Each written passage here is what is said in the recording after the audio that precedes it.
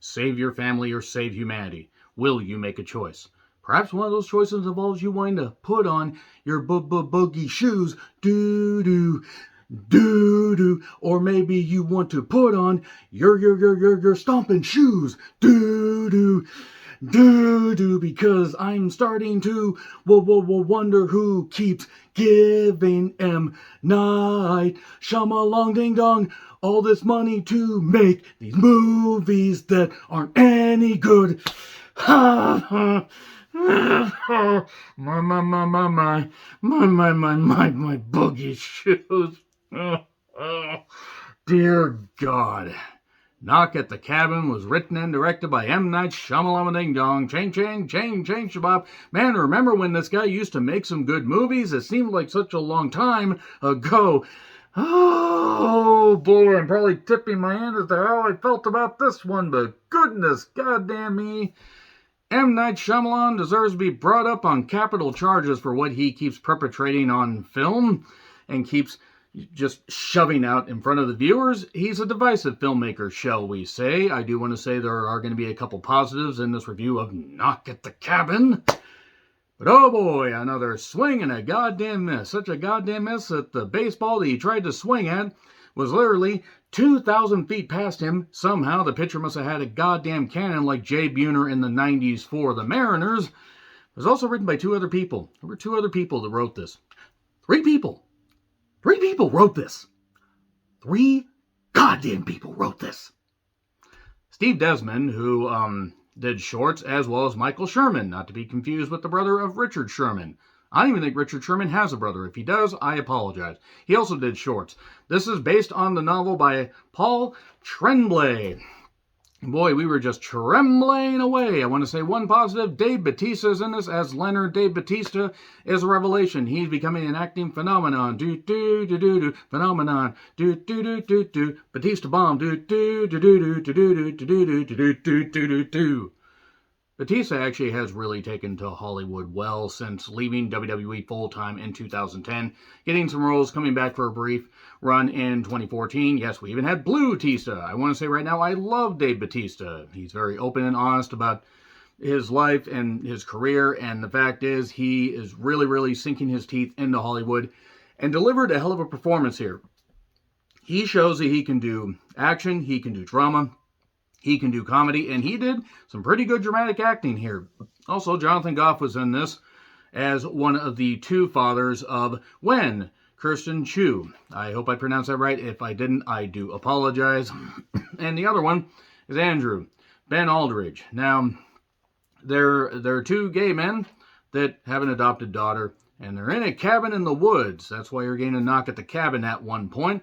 And there are four strangers led by Leonard, who talked earlier to Wen, talking about locusts and everything, and talking about, being nice and sweet and saying, hey, I know that you have parents there, and you're going to have to tell them to let us in because it's a very, very important thing that we have to have you guys involved in.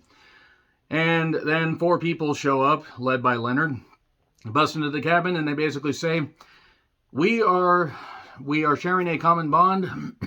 You must make a choice to willingly sacrifice one of the three to prevent the apocalypse. Otherwise, every time you say no, millions upon millions of people will die. And again, giving some of the citizens of this world maybe a little bit of, maybe a little bit of flattening wouldn't be the worst goddamn thing in the world. Let's start with some of the really bad people. That being said, this doesn't bother touching on any of that stuff. The only bad people in this movie are the people that decided to fund a knock at the cabin. Rupert Grint was in this. Yes, Ron Weasley was in this. Almost unrecognizable. He hasn't really done a ton of roles. I mean, he's done some, but he's enjoyed his retirement or semi-retirement. He's enjoyed using his fame and doing good stuff, like good charity work and everything. Abby Quinn is in this as Adrian. Yo, Adrian, I did it. Yeah, I wanted to do it. I wanted to be punched out by Rocky and by Dolph Lundgren and pretty much just punched in the head repeatedly, and still I wouldn't have sustained nearly as many head injuries as M. Night Shyamalan apparently did before he said, yes, this is the perfect final draft. We'll do this. Nikki Amuka Bird was Sabrina, not the teenage witch. She is one of the four, and they come from varied backgrounds, but they share this common bond of wanting to prevent the apocalypse. But yes, unfortunately, this family has been chosen, and throughout history, families have been chosen to prevent the apocalypse. And if you don't, millions upon millions upon millions of people will die.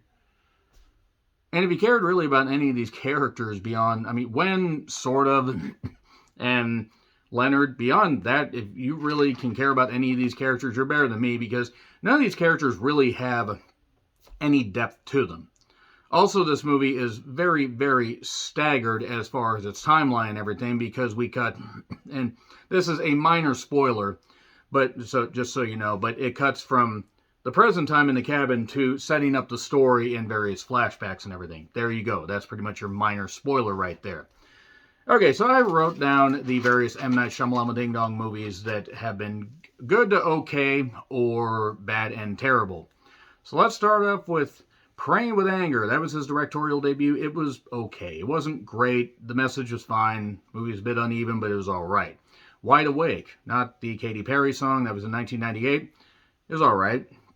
Wasn't anything all that bad. And then he did The Sixth Sense, which pretty much put him on the map. Oh, he's the next Hitchcock.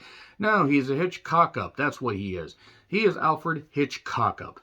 How dare you, M. Night Shyamalan? How dare you keep making movies thinking that you have any right to do that when you aren't a talented filmmaker? How dare you, sir? So anyway, his other good movie, The Sixth Sense, yes, rewatchability isn't exactly high, but Bruce Willis was good. Haley Joel Osment put him on the map. And there you go. I believe Toni Collette was in that too. Toni Collette has had a hell of a goddamn career. Unbreakable, which I would say was his best movie, in my opinion. It did tie into a couple other movies. Bruce Willis and Samuel L. Jackson were great in it. Signs. I did recently retro-view Signs, and it has not held up all that great. Mel Gibson pretty much pretended the aliens were Jewish, but I digress. And then we go to The Village, which was terrible. Absolutely terrible. Even taking away the fact that it was badly marketed and it was actually more of a period drama and more of a psychological drama than it was a horror movie. Yes, it was marketed badly, but even if you take that away, the movie was just terrible and the twist was goddamn obvious and everybody knew what the hell was going on. I don't know how anybody could have been shocked by that. If you even heard of the Twilight Zone, if you can even spell the Twilight Zone, you saw that coming. Lady in the Water, not great. Bryce Dallas Howard is a beauty, and Paul Giamatti was fine in it. It was all right. It wasn't exactly a return to form, but it was fine. And then we get to The Happening. What? No. And then The Last Airbender. Couldn't even say the main hero's name right. Again, how dare you, M. Night Shyamalan Ding Dong? And then After Earth. Further proving that Will Smith has just fallen into a chasm, and his son, terrible actor. So then we get to The Visit. The Visit was not good. I did recently retro review. I guess that counts as a retro review since I did it last year. Yes, 7 years. Let's just call that the 7-year itch. And that movie basically was a 7-year bitch. It was a bitch to get through. And then we get to Split. Split had James McAvoy doing some terrific acting. Also, Anya Taylor-Joy continuing to shine. She was really good in that. And then Glass. Glass wasn't very good, which is disappointing because Glass should have actually been good because it was combining various aspects of Unbreakable and Split. Sorry, spoilers. But it was not great. It really wasn't. The worst offender might be Old because you would think by this point he would learn just through trial and goddamn error that you have to make movies that aren't shit. And Old was really, really apocalyptically bad. Really, really terrible. My worst movie of 2021. And I didn't see as many movies as I did in 2020 or in 2022. I only saw 78 movies in 2021, and that was the worst. That beat Nobody Sleeps in the Woods tonight, too. How dare you, M. Night Shyamalan? And now, we can add Knock at the Cabin. I know there are some people that may like this, and yes, M. Night Shyamalan, his movies are divisive. You either love him or you hate him. And I don't mind him presenting some ideas, and sure, there's the germ of a few ideas in this that actually could work. Unfortunately, it's all been done. Woo-hoo-hoo, it's all been done. And besides Batista's acting and when nobody else is any good in this. To me, it reminds me of the acting in Bird Box, which is probably another reason why I hate Knock at the Cabin, because it reminded me of Bird Box. How dare you remind me of Bird Box, Knock at the Cabin? How dare you, movie? Yeah, I've said that a whole lot, but As things continue to develop, it seems like, oh, maybe this is real, maybe it's not happening, maybe it's all in their head, they ain't happy, they're feeling bad, they got sunshine, it's outside, but we got an apocalypse, it's coming on, and the future ain't looking strong. Yeah, we get some twisty camera work, and we get some really, really bad dialogue, really bad dialogue. We get various monologues from people, and Batista's the only one that delivers this stuff with any conviction. It's not that the actors, it's nothing against the cast themselves. Various cast members here have been good in other things. I mean, except I don't recall seeing the little girl in anything, but I'm not even going to fault her. A great cast can only do so much with either, average material, shit material, or whatever. They can only elevate it so goddamn much. Check out Maybe I Do, or Maybe Don't, and wait for streaming. If you were going to watch Knock at the Cabin, just get ready for pretty much the worst of M. Night Shyamalan's instincts, because this was very, very, very terrible. Very goddamn terrible. And I know I'm probably going to get some hate for that, and that's fine, because there are people that are going to like this, and that's totally cool. You can like this all you want, but it starts out okay. Unfortunately, it continues to fall back in and go up its own ass like it's the Human Centipede trilogy. All these cliches, Human Centipede together. Yes, I'm going to work that into every goddamn review. And it just ends up being an amalgamation of goddamn bullshit. And yes, I want to put on my boogie shoes gets played a few times in the movie, or a couple times. And you just, even, when certain incidents happen, certain disasters happen, and you see footage of it, you don't care. You don't care about any of these characters, none of this stuff, because The Happening tried to do it. It didn't work. And various other After Earth tried to show a post-apocalyptic Earth. Nobody gave a shit because nobody cared about any of these goddamn people. Old was just Rufus Sewell. I don't understand how the hell they convinced him to be in that when he's a terrific actor.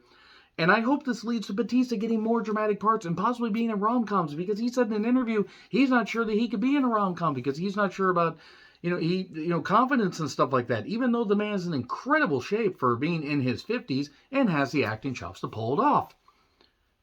This is dog shit. This is absolute dog shit. Knock at the Cabin deserves, I don't want to say it deserves a bomb, because I want the cast to succeed and I want the cast to get better parts. But good God, as a movie, this is barely a concept. And the twists and the reveals, if you even open your eyes just a little bit, if you even just kind of are half asleep and just occasionally wake up like this and you twitch around and everything like you're in your REM sleep, in REM, and you're standing in the place where you live and you now face north, even if you just barely pay attention, you will figure out the twist well before they are revealed. Yeah, this is one of the worst movies of the year, despite any of the positives that I had to say. One of the worst movies of the year. How dare you, M. Night Shyamalan? How fucking dare you? If you still have talent, you ain't fucking showing it anymore, and this is goddamn abysmal. This is really, really apocalyptically bad. It's in theaters if you want to check it out, so just, why not check it out? Maybe you'll like it, maybe you won't. I don't know. I know I hate it. I don't know if it's exactly the worst movie of the year, because this is a big budget movie that there are indie films that get so little attention or so little funding and everything, and have to struggle just to get on streaming services or for a few bucks on Amazon. And this gets some, name actors, Batista being the biggest star of them, and they can't do anything with it because M. Night just doesn't care anymore. He doesn't fucking care anymore. Again, how dare you, M. Night Shyamalan? Chang, shabop. Let's get to the fucking spoilers. It's in theaters. Check it out. Oh, yeah. Spoilers. Now. Okay. 4 people show up to prevent the apocalypse. 4 horsemen of the apocalypse. One's a nurse. One's a teacher. One does cooking. And Rupert Grint's a drunk that factored into a hate crime that happened at a bar that this gay couple went through. Eric and Andrew. And we see flashbacks of them talking to somebody's parents. I think it was Andrew's parents. I refuse to care. It was one of their parents. And they talk about the bond and everything. They would not separate from each other. And every time, by the way, that the offers refused to sacrifice one of the 4 horsemen or 4-horse people rather, must be sacrificed. Why? Because movie. And then the news reports show earthquakes and tsunami as Bronson Reed hits another splash. If you're a non-wrestling fan, you have no idea what I'm talking about. And yeah, people get flattened, planes fall out of the sky, and a whole bunch of other stuff. And yay, apocalypse and everything. And I would have welcomed the apocalypse as opposed to putting up with this. I nearly walked out of this movie. I nearly said, I've had it. I can't take it anymore. I can't take it. It's so bad. But I wanted to stay because I wanted to see how good Batista would do and how good a few of the other people would do. And it turns out that after everybody is dead except the 3, and millions of other people are dead all over the world, these planes crash and all in the storm, and and all this stuff's coming down and all this stuff's burning. They saying when she came over to the tree house that I guess they found at this vacation home and said, yeah, honey, go there to that vacation spot. You'll be safe in a tree while there's a storm approaching, and maybe the tree house will catch on fire or grow legs or apocalypse. Who knows? And they must make a choice. Sacrifice one or the other. One lives, one dies, because one says, I've come to realize it's all right. I see the vision, because one of them suffered a goddamn concussion. And there you go. That's pretty much it right there. The one with the concussion gets shot, and then there you go. And then there's the apocalypse is averted, despite the fact millions upon millions of people were dead. There's a beautiful redhead Scottish woman that was on a news report. I'd like to see her in more stuff. But other than that, yeah.